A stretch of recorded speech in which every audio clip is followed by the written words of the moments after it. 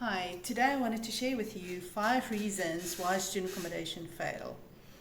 It is quite a hectic thing when you get into student accommodation for the first time, and you can make these 5 mistakes quite easily. However, if you're aware of it up front, it's actually also quite easy to avoid them and give your student accommodation the best chance for success.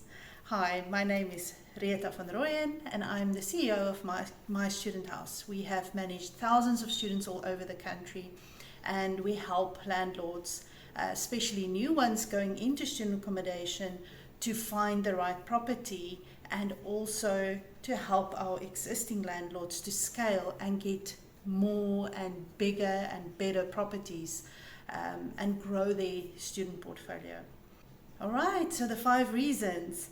I've worked with so many landlords all over the country that come to us and say, Rita, please help me because I don't want to do this anymore. I just want to sell. And then I go into that, the detail of why do they want to sell this very lucrative student property, and they're not making any money. So obviously they want to sell. But then when I dive into the reasons about why they are not making the expected returns that they're supposed to, it all really boils down to one of these 5 things that I'm going to be sharing with you. So, number 1 is about the due diligence, about finding the right property. If your property doesn't comply or doesn't have these characteristics, it's very simple that you might not actually be full. Okay, even though there's so much demand with student accommodation out there and so many students looking for accommodation, you might still not be full. Now, what are those? So first of all, you need to obviously be close to the university or close to transport that goes to the university. So that's for the students themselves. So that's the obvious one, right? But the other part of your due diligence, things that you have to check about your property, is the price versus how many students you can actually fit in. And for that, you need to know how much income are you actually going to get. Okay, it sounds simple, but actually there's a lot of nuances, and sometimes that can change overnight. So all of that changes a bit. If you understand what students you're going to get in there, you might have a better idea of what income you're going to get. And then you also have hidden due diligence items that you need to check. So you need to know that your property can be and will be accredited with NSFAS, if you're going to be having NSFAS students on your property, or with the university if you're going to have any other kind of bursary students on the property. So will that property be accredited? The other one also is around the council. So you need to check your compliance with council, because you're going to need that to be correct for it to be for NSFAS or whoever to actually accredit your property. So what sort of compliance is that? That is your zoning. So you need to make sure that whatever zoning is on the property, that they do allow for students to be there.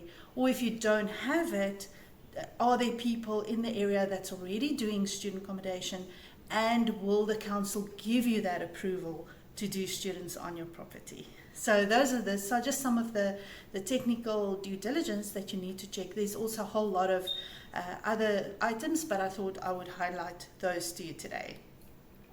Number 2 is around your numbers. Student accommodation is a little bit like normal rental management, but it's at the same time it's also not. So for instance, your income is different, so it might change in the middle of the year depending on whether you have NSFAS or bursary or private students. Your income rates will be different. And then of course your expenses are also very different for student accommodation. So you have to remember that you have to include in your costing, in your planning on what is this property going to cost you to run, you have to remember to include the number 1 thing, Wi-Fi. Yes, it's almost even more important than water and electricity for students. So definitely you need to include that. You need to have some funds set aside for cleaning, for gardening, because normally with a normal rental, your tenant would pay for that sort of thing, right? But in this case, because it's students, you need to also plan for that, to have those costs a budget for that every single month. And also remember, the other main thing as well when it comes to the numbers is your cash flow planning.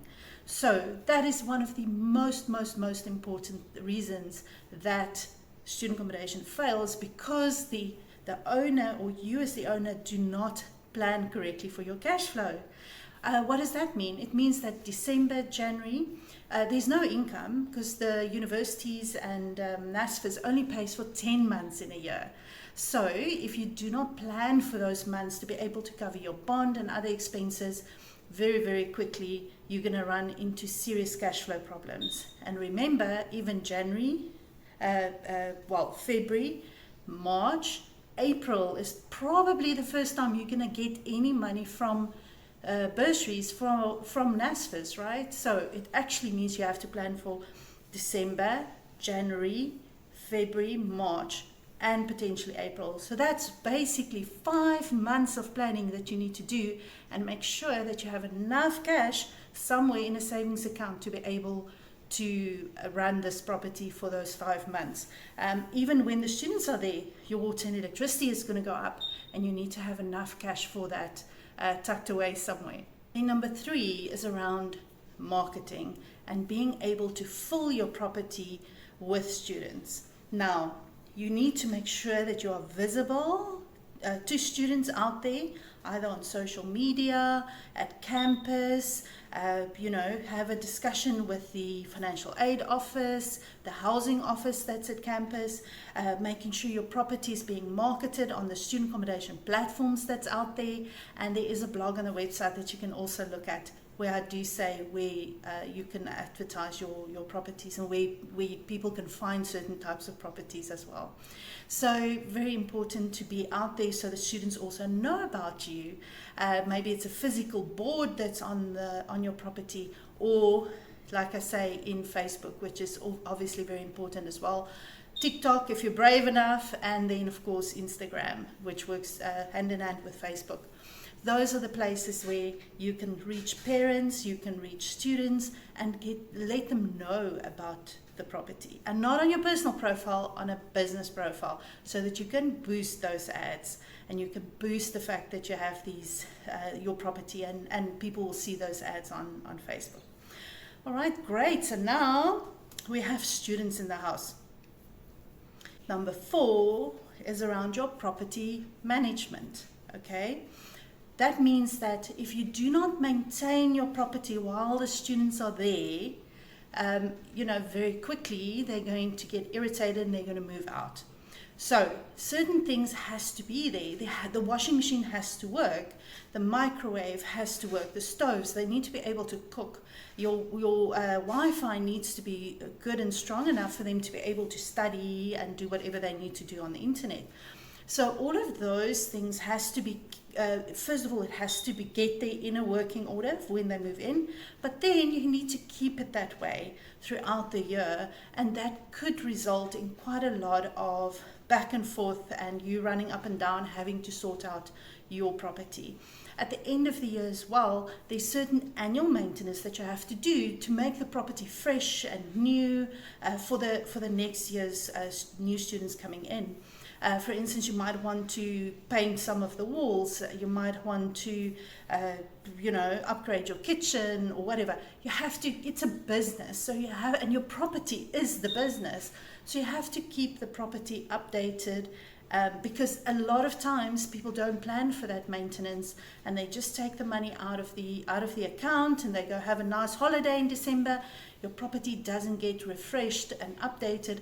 And then the next year on year, that happens, and quickly 2-3 years down the line, your property is in quite a bad state. And then to try and do everything is going to be a problem, because number one, your income is going to be less because students aren't going to move into your place anymore. And eventually you just create a big hole for yourself. So property, people forget, landlords forget that they have to also keep their property maintained all the time. And especially because, remember, maybe when somebody else lived there before and was a normal tenant, or when you lived there before, if you're doing your own house, you were just one person or a little family of 3 or 4, maybe 5, but all of a sudden that use the toilet, that might use the kitchen, but now all of a sudden you might have 15, 20 people using that very same facilities, which can then break down much quicker just because of use, not because of abuse. It's not that they on purpose breaking your furniture, your kitchen, bathroom, whatever. It's just literally because there's so many more people using it, and therefore it will break down more often, and you're going to need to fix it. So very, very important. And then lastly, number 5, my favorite one, is not managing the students correctly. And that is a very, very common thing, because you cannot just leave the students to just do their thing and, just be there at the property by themselves without any rules. So first of all, you need to have good rules in place that they need to be aware of. And if they don't follow the rules, if they break a rule, there has to be consequences. And that is where not everybody likes to, take on a student and enforce those rules. Number one, you need to prove that they broke the rule. Be able to do that, and then what now? So there has to be consequences. And if you just leave the students to do whatever they want, they're going to get angry with each other, because sometimes somebody is partying and making a noise, and I want to study, I need to sleep, whatever the case may be. They might end up fighting amongst each other, and then people are going to move out, because if you can't control that situation, some of the students will move out, because they're just going to get so unhappy about it. You're also going to create more issues for yourself, because the parents are going to get involved, the university is going to get involved, and they might even go to the point of revoking your accreditation, which means that you will not be able, they won't pay you for your NS for students, right? So very, very important. And your neighbors will also not like you so much if you just leave them to do whatever they want to. So rules, very, very important to put in place. And we also, so for consequences, what we do at my student house is we don't do fines. Fines has proven for me to be very ineffectual, and it just causes issues and fighting and so on. But what we do is we do community service hours. So once a week, once a month on a Saturday, we will take everybody that broke the rules. They'll get a little document that says you need to do 3 or 4 or 5 hours of community service. And then we'll go and pick them up, and they have to go pick up trash or work with the community, the safety and security, do patrols, whatever else it is in the neighborhood. And we work with the police and neighborhood watch and whatever else in the areas as well. And then inspections, you have to do inspections throughout the year to make sure that the rooms, because you're cleaning the common areas but not the rooms themselves. And you want to make sure that you do these inspections to check for mold, because they won't report it, that there might be mold. They might not be opening their windows in winter. Here in Cape Town, we have lots of mold issues in winter, so we do inspections, especially during holiday times, to make sure that the rooms are still what it needs to be. You don't want to get to the end of the year and then it looks like there was an exorcism in a room, because it's just mold everywhere. And yes, we've had this, and it's actually also quite dangerous for the students, but they just don't report it. Anyway, that is my 5 top things why student accommodation fail, and I hope you've learned from it. And if you would like to know more, there's my book, which is on my website, retavanrooyen.com, where I talk about all of these things and how to manage it properly and do your due diligence properly. And then, of course, if you want a consultation, I can help you with that.